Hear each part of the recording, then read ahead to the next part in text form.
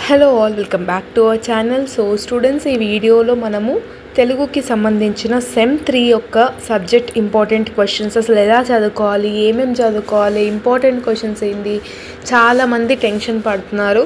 So వాళ్ళందరి కోసం ఈ వీడియో డెడికేట్ అనమాట. సో సెమ్ 3 ఏ స్ట్రీమ్ అయినా కానివ్వండి, బీకామ్, బీఎస్సీ, బీబీఏ, ఈ వీడియో అనేది కామన్ సబ్జెక్ట్ అనమాట. ఓకేనా?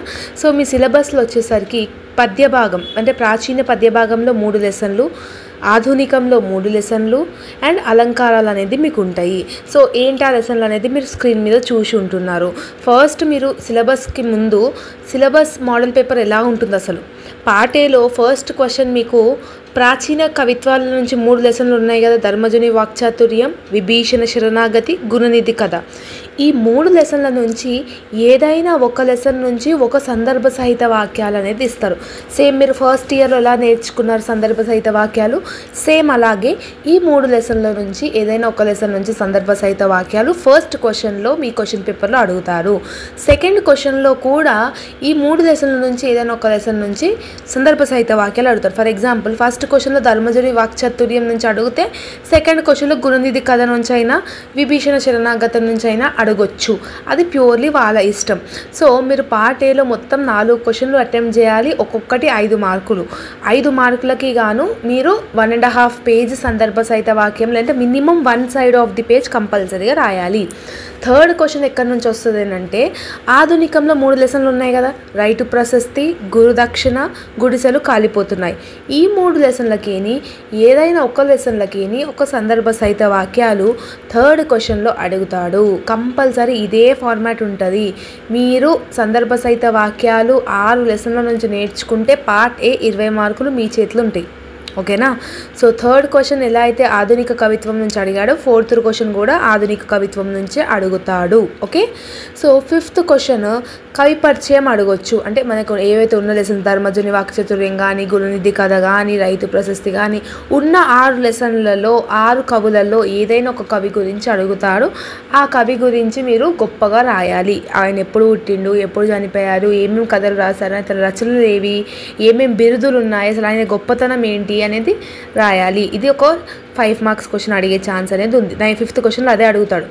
6th క్వశ్చన్లో ఏదైనా ఒక షార్ట్ క్వశ్చన్ అడుగుతాడు. ఉన్న 6 లెసన్ల నుంచి ఏదైనా ఒక లెసన్ నుంచి షార్ట్ క్వశ్చన్ అడిగేస్తాడు 6th క్వశ్చన్లో. సో ఇది పార్ట్ ఏ. పార్ట్ ఏలో మీరు ఏవైనా 4 నేర్చుకోండి. ఓకే?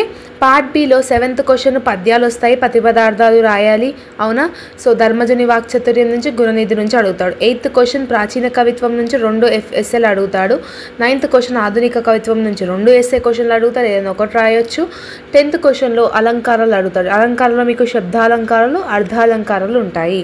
సో ఇప్పుడు మీకు స్క్రీన్ మీద ఏవైతే చూపిస్తున్నానో అవన్నీ మీకు ఇంపార్టెంట్ సందర్భ సహిత వాక్యాలు అనమాట. అంటే పార్ట్ ఏలో ఎవరైతే సందర్భ సహిత వాక్యాలు నేర్చుకుంటున్నారో, సో నా టిప్ ఏం చెప్తున్నానంటే, పార్ట్ ఏలో మీరు 4 క్వశ్చన్లు అటెంప్ట్ చేయాలి కదరా. సో 4 క్వశ్చన్లో కవి పరిచయం అనేది ప్యూర్లీ ఆప్షనల్ అనమాట. అంటే మీరు ఓన్గా రాసేయచ్చు, ఏ కవి గురించి అయితే గొప్పగా రాసేసేయచ్చు. ఓకేనా? అండ్ షార్ట్ క్వశ్చన్కి వచ్చేసరికి మీరు ఎట్లాగో లాంగ్ క్వశ్చన్ నేర్చుకుంటారు కాబట్టి ఆ ఒక్క లెసన్ మీద కొంచెం మీకు అవగాహన అనేది ఉంటుంది. సో ఇక్కడ నేర్చుకోవడం అంటే ఏంటి, లెసన్లు ఆన్సర్లు నేర్చుకోవడం అంటే ఏంటి, జస్ట్ మీరు సమ్మరీలు నేర్చుకోవాలి. క్వశ్చన్ ఏదైనా ఇవ్వనివ్వండి, అది ఒకవేళ ధర్మజుని వాక్చాతుర్యం నుంచి వచ్చిందనుకో సమ్మరీ రాయాలంతే. గుణనిధి కథ నుంచి వచ్చిందనుకో సమ్మరీయే రాయాలి. రైతు ప్రశస్తి, గురు దక్షిణ, ఏ లెసన్ నుంచి క్వశ్చన్ వచ్చినా కూడా మీరు రాయాల్సింది మాత్రం సమ్మరీయే. ఏ క్వశ్చన్కైనా కూడా ఒకటే ఆన్సర్. ఓకేనా? సో ఇంకొకటి, మీరు ఈ తెలుగుది ఏదైతే ఉందో సబ్జెక్టు ఆన్సర్లు మీరు ఓన్గా రాయొచ్చు. ఫర్ ఎగ్జాంపుల్ గుణనిధి కథ ఎలా ఉంది, ఫస్ట్ ఆ కథ మొత్తం మనం వింటాం, లెసన్ మొత్తం చదువుతాం. ఓకే, ఈ స్టోరీ ఇలా ఉందనేసి ఆ స్టోరీ ఎవరు రచించినారో కవి గురించి కొంచెం నేర్చుకొని ఇలా జరిగిందంట, ఇక్కడ ఇది అయ్యింది, ఇక్కడ ఈ శివుడి గురించి ఇలా చెప్పినారు అనేసి మీరు ఓన్గా రాసేసేయాలి. బుక్లో ఉన్నట్టు ప్రిపేర్ అవ్వాల్సిన అవసరం లేదు. శబ్దాలంకారాలు, అర్ధాలంకారాలు ఏవైతే ఉన్నాయో నేను సజెషన్ ఇవ్వాల్సింది ఏంటంటే శబ్దాలంకారాలు నేర్చుకోండి. అవి ఈజీగా ఉంటాయి, అర్ధాలంకారాలు ఎక్కువగా ఉంటాయి. అంటే చాలా కంపారిటివ్లీ ఎక్కువ ఉంటాయి, శబ్దాలంకారాలు తక్కువ ఉంటాయి కాబట్టి శబ్దాలంకారాలు నేర్చుకోండి కంపల్సరీగా.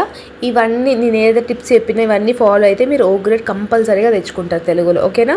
సో ఇది ఈ వీడియో నచ్చితే మాత్రం కంపల్సరీగా లైక్ చేయండి అండ్ మీ ఫ్రెండ్స్ అందరికీ షేర్ చేయండి. ఇంకేమైనా డౌట్స్ ఉంటే కమెంట్ సెక్షన్లో కమెంట్ చేయండి. ఓకేనా? So see you all in next video. All the very best for your preparation and examination. Thank you so much, Ma.